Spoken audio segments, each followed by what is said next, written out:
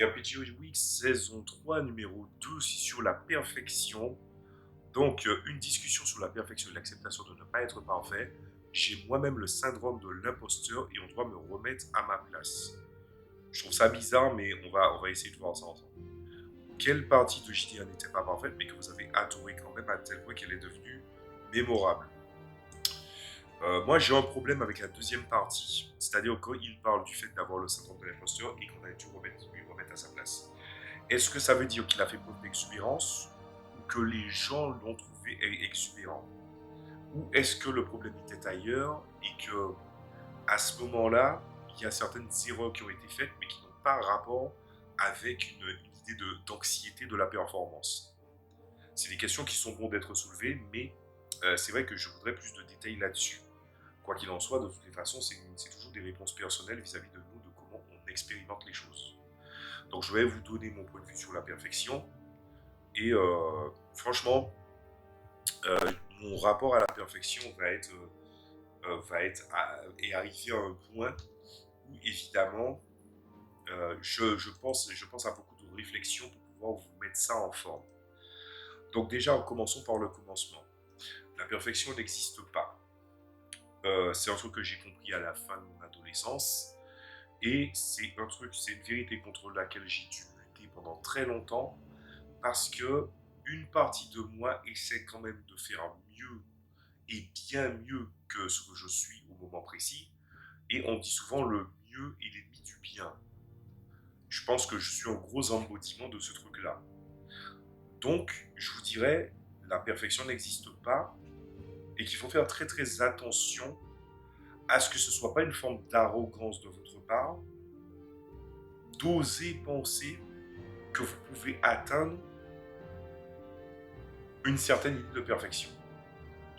Même une certaine idée de perfection, c'est pas bon. Voilà. Ensuite, je pense que je vais devoir parler, faire une référence, pas comme si j'adorais pas les mangas, mais je pense qu'on ne peut pas parler en matière de pop culture de la perfection sans parler du discours de Kurotsushi Mayoi dans Bleach sur la perfection. Vous n'aimez pas les mangas, vous n'aimez pas les animés, très bien, il n'y a pas de souci. Vous devez au moins, néanmoins, avoir vu ce discours sur la perfection. Regardez là, vous tapez Bleach Mayuri Perfection Speech ou discours sur la perfection. Voilà, puisque moi je l'ai vu en anglais, c'était plus ou moins bien traduit. Je l'ai vu en français, c'était bien traduit en version originale sous-titrée. C'était bien ça. Donc du coup, ils n'ont pas fait n'importe quoi dans la traduction de Bleach. Allez mater le discours sur la perfection. Faites une pause là et ensuite allez-y. Et puis, enfin, micro truc important, vous allez aussi vous rendre compte que tenir ce discours-là, comme je vous ai dit avant, savoir que la perfection n'existe pas, mais en même temps essayer d'atteindre une certaine idée de perfection, comme une espèce d'opposition envers soi-même en se disant que oui, on va essayer de modifier la réalité, pas de façon directe, mais qu'indirectement on pense qu'on peut essayer d'atteindre la perfection. Non. Et c'est un truc que tu dois vite comprendre en tant qu'artiste, que le perfectionnisme, c'est vraiment un caillou dans la chaussure qui fait que grossir, plus le temps passe et plus tu ne t'exerces pas, plus tu passes ton temps à regarder ce que font les autres, plus en fait tu viens te questionner sur à quel moment t'arrêter. C'est une gymnastique de funambule à un très très haut niveau. Pourquoi je me permets de donner autant de détails sur ce qu'est la perfection et pourquoi la perfection est un problème et pourquoi vous n'avez pas besoin d'être parfait? C'est parce qu'en fait, dans le jeu de rôle, l'anxiété de la performance existe. Vous avez des joueurs qui vont vous faire vous détester pour aimer certaines facettes de choses que vous avez envie de voir dans le jeu de rôle et pas eux. Vous allez être confronté à des moments où vous vous dites ah, j'ai joué pu mieux faire. Ou bien à un moment, tu avais un discours peut-être tout près, un dialogue tout près, et que ta manière de formuler était plus mauvaise que ce que tu avais mis à l'écrit à la base et que tu t'en es pas tenu à l'écrit. C'est des petits détails comme ça, c'est des petits trucs qui viennent pester dans tes oreilles, dans ta conscience. Mais en vrai, c'est pour ça que je parle souvent du fait que on doit apprendre aussi un peu à, comment dire ça, on doit apprendre à s'écorcher les genoux. Quand tu commences le jeu de rôle, si tu es jeune meneur de jeu, si tu es meneur de jeu débutant, écorche-toi les genoux. Je ne te dis pas fais toutes les erreurs qui existent, je te dis quand tu vas faire une erreur, retiens cette erreur, retiens la frustration que tu en as tirée, retire les réflexions que tu en as et va de l'avant. Bon, essayons d'avancer quand même un petit peu en disant que l'acceptation de ne pas être parfait. Ben, la partie sur l'acceptation de ne pas être parfait, parce que c'est une chose de savoir que la perfection n'existe pas, mais c'en est une autre, je pense que vous avez compris, de comprendre qu'on ne sera pas parfait, mais il n'y a pas besoin d'être parfait. Voilà, je vous renvoie encore au discours dont je vous ai parlé précédemment. Il n'y a pas besoin d'être parfait. N'essayez pas d'être parfait, essayez d'être bon dans ce qui vous tient à cœur. Aussi simple que ça. Moi, dans le jeu de rôle, je veux voir énormément de choses. Je veux voir, je dissocie l'action du combat, je veux voir de l'action, je veux voir du combat, je veux voir du roleplay de temps en temps. Je dis pas de je veux voir un truc shakespearien, mais je veux que la manière, quand il parle à la troisième personne, quand il parle à la première personne, on sent vraiment que c'est le personnage qui agit et pas le joueur qui agit d'une certaine façon. Je veux du romantique, je veux que, on a parlé de ça dans les RPG précédents, je veux que par exemple quand les personnages, les joueurs tombent sur un objet ou une situation et rencontrent quelqu'un qui est un PNJ, qui est un objet perdu, et puis ils se disent, mais la manière dont tu l'as décrit, on dirait que c'est quelque chose de spécial, mais tu lui montres en quoi c'est spécial dans ton imaginaire, parce que toi, en tant que meneur de jeu, tu veux montrer des différences architecturales, des différences de style, des différences de performance, ou bien des trucs qui n'ont pas l'air anodins, en fait. Parce qu'il y a des choses communes, il y a des choses non communes, il y a des choses rares, très rares, légendaires, voilà, vous les connaissez, les niveaux de rareté. Ce, avoir cette perspective-là quand tu fais du jeu de rôle n'est pas si mal, et ça donne encore plus raison parce que la fantaisie futuriste dans les systèmes D20 par exemple, quand tu veux faire par exemple du Fantasy Star ou du Starfinder, pour montrer les progrès technologiques, les objets ont des échelles qui font que par exemple ils ont plus de bonus, plus de tests contre les sauvegardes, etc. etc. Parfois, illustrer le merveilleux, puisqu'on va parler quand même d'esthétique ou de rapport de comment on traite les choses, parfois illustrer le merveilleux, c'est aussi parfois illustrer des choses communes. Parfois illustrer euh, certaines choses qu'on perçoit comme communes, c'est aussi parfois apprendre à démystifier l'idée du commun. Qu'est-ce que je veux dire par là? C'est que par exemple, là, vous pouvez faire un scénario où pas mal de scénarios du début de votre campagne se passent à une échelle de ce qu'on attendrait du format, de ce que vous attendiez d'une partie. Mais je pense que vous le savez tout aussi bien que moi dans le monde dans lequel on vit, qu'il y a une horreur qu'on appelle le quotidien. Donc comment montrer certaines bascules si ce n'est pas montrer des gens qui ont un comportement qui en fait semble être normal et à des moments où on s'y attend le moins, on voit des personnages qui agissent un peu comme des monstres ou de manière horrible, malgré le fait que ces gens-là soit vont essayer de le faire de manière furtive, ou soit ils vont essayer de le faire frontalement parce qu'ils ont tout simplement le niveau social qui va avec. Il y a plein de façons de pouvoir être bon à ce qu'on fait ou ce qu'on attend d'une partie de jeu de rôle. Le romantique, c'est peut-être une strate qui est difficile, parce que le romantique, c'est parfois mettre en valeur une histoire de manière à ce que tu présentes évoque bien plus que ce que tu en as dit. C'est ce que je veux dire par le romantique, par exemple. Et ça, c'est un parcours que meneur de jeu, qu'un auteur doit prendre toute sa vie à maîtriser, en fait. Et peu importe qu'il devienne une référence, il ne sera pas parfait. Je pense que la déification de certaines propositions de certains auteurs qui ont révolutionné à une époque, je mets bien en face sur révolutionner, ça veut dire que quand même ils ont un gros mérite là-dessus, ça ne veut pas dire qu'ils ont réussi à construire quelque chose de parfait. Ils ont peut-être créé quelque chose de polyvalent, quelque chose de complet, quelque chose de thématique, mais dans une seule direction, qui a montré une façon de raconter les choses. Toutes ces choses-là sont bien faites, mais elles ne sont pas parfaites. C'est pour ça d'ailleurs que je peux me permettre de le dire, que je me méfie énormément des gens qui te disent fais comme ci, fais comme ça, ah j'ai vu ça comme ci, tu devrais faire comme ça. Je me méfie énormément. Vous savez, quand on découvre des facettes d'un domaine, les gens ont tendance à s'engouffrer sur ce que l'on sait et ensuite essaient de le fossiliser comme une espèce de certitude. Et après, il y a quelque chose qui vient, qu'on pourrait appeler le progrès ou des révélations qui viennent à bouleverser les choses en fait. Toutes ces choses-là nous montrent sans arrêt que la perfection n'existe pas.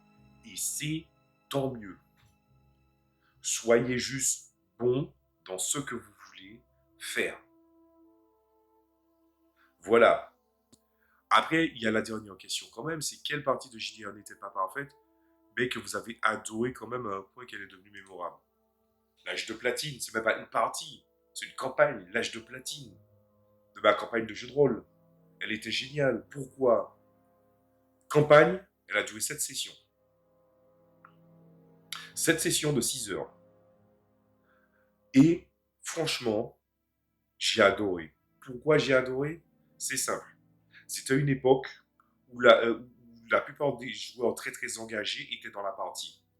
Les joueurs qui étaient moins engagés, voire même, on va dire, tu sentais que ils n'avaient pas trop envie de jouer du JDR tout le temps, mais ils cherchaient des excuses, ont fait le mort pendant très longtemps.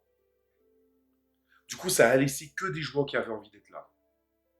Mais est-ce que c'est ça qui a sauvé le truc? Non. Je dis souvent que les joueurs, les bons joueurs, la trinité pour être un bon joueur, c'est quoi? Être présent, ponctuel, à l'heure. En deuxième, c'est de connaître les mécaniques inhérentes du jeu et d'avoir la curiosité d'apprendre les mécaniques avancées ou les différentes perspectives même des autres joueurs. Et le troisième, c'est la plus-value. La plus-value, c'est qu'est-ce que tu apportes de spécial à la table. Et les trois étaient au rendez-vous. Et c'était génial. C'était cette session où on a joué des personnages plus jeunes qu'on avait à la base, qui étaient dans un milieu où tout leur disait qu'ils devaient être braves, qui étaient dans une espèce de mythologie omniprésente, où en fait on leur disait ce monde est une terre de mythes, ou plutôt c'est sur leur pays, c'est une terre de mythes et de légendes et de points d'ancrage entre différents univers, et que du coup, eux, ils ne cherchaient pas à surpasser ça. Ils cherchaient juste à être bons dans ce qu'ils sont, justement.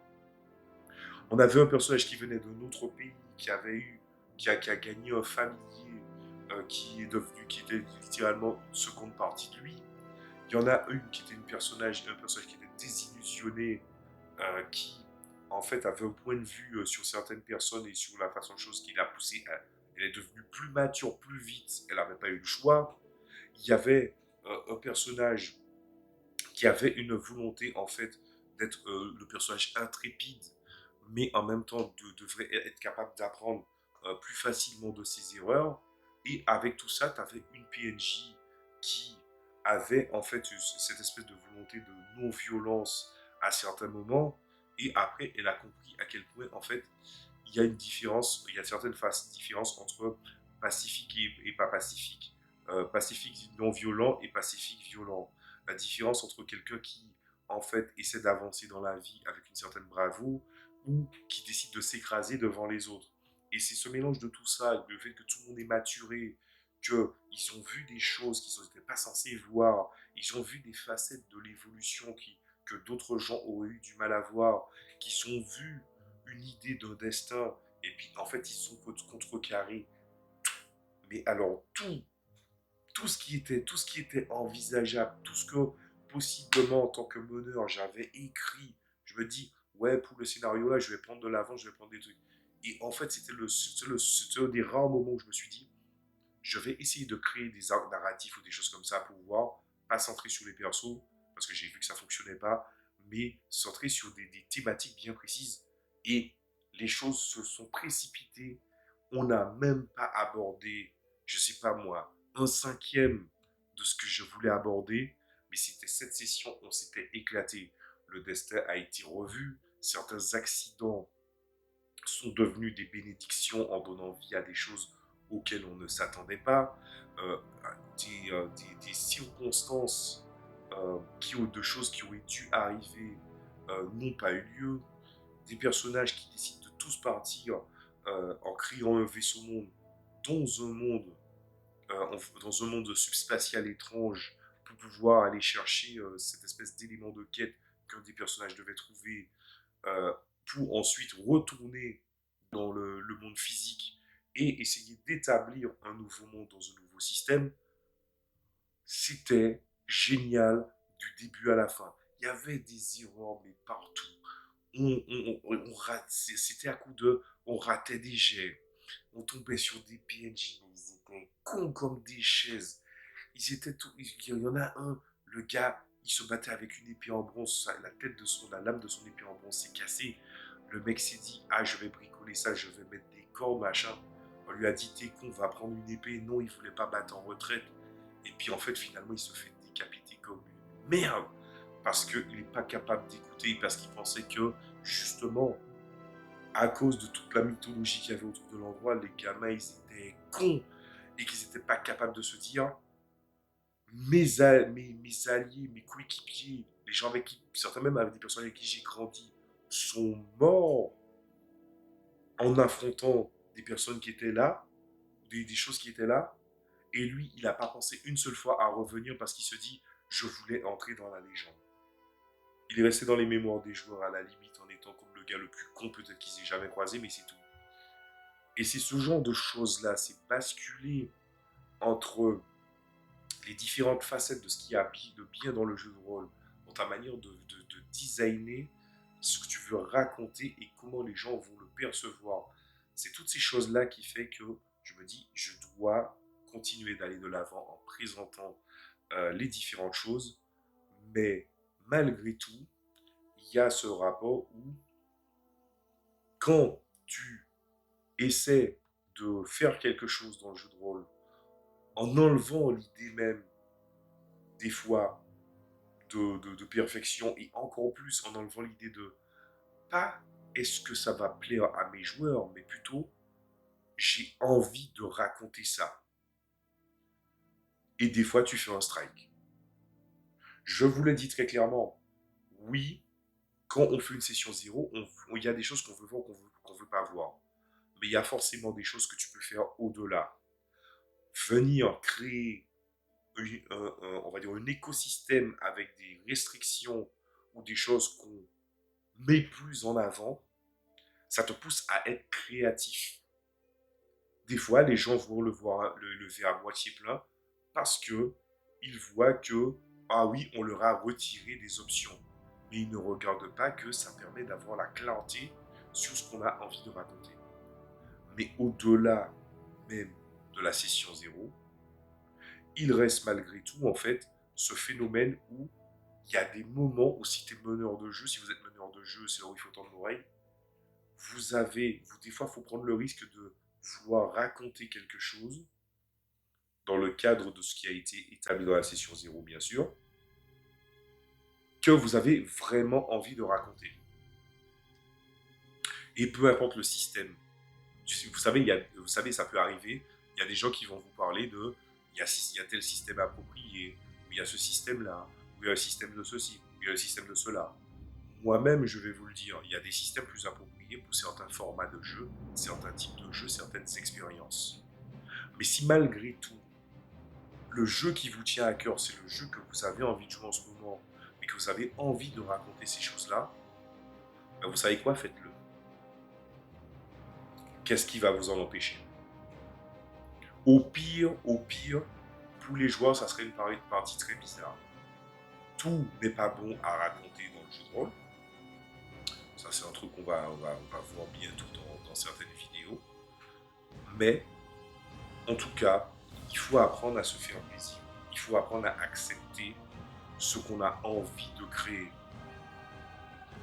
dans la limite du raisonnable. Je suis obligé de mettre dans la limite du raisonnable parce que tout n'est pas compatible avec le jeu de rôle et il y a des choses dans le jeu de rôle qu'on ne veut pas voir. Donc voilà, c'est mon discours sur la perfection. Donc en souhaitant que j'ai apporté des lumières à votre, tout simplement, sur le sujet de la perfection, moi je pars du principe que j'ai dit ce que j'avais à raconter là-dessus. Je pourrais raconter bien plus, hein, parce qu'on te parle de parties qui n'avaient pas l'air ouf, mais que c'est devenu une des meilleures parties, oui. Mais je peux aussi raconter des campagnes qui se sont très très bien passées et des fois même sur de très très longues périodes. Parce que c'était des campagnes qui se sont étalées sur 1 à 2 ans et que la fin n'est pas nulle. Hein. La fin est géniale.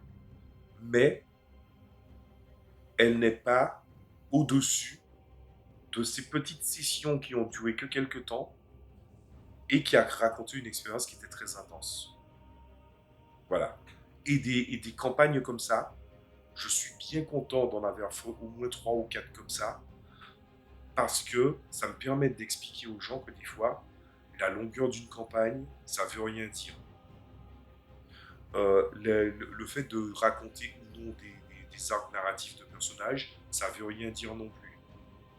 Parfois, le point de plaisir qu'on va trouver dans une table, c'est des fois dans des choses qui sont, on va dire, qu'on pourrait dire, dans presque l'infiniment extraordinaire et l'infiniment simple, en fait. Voilà. Et encore, j'utilise ces termes-là, c'est parce que c'est des termes qui ont l'air d'être absolus quand je parle de l'infini, mais on sait très bien que c'est une graduation dont on aura du mal à quantifier les choses.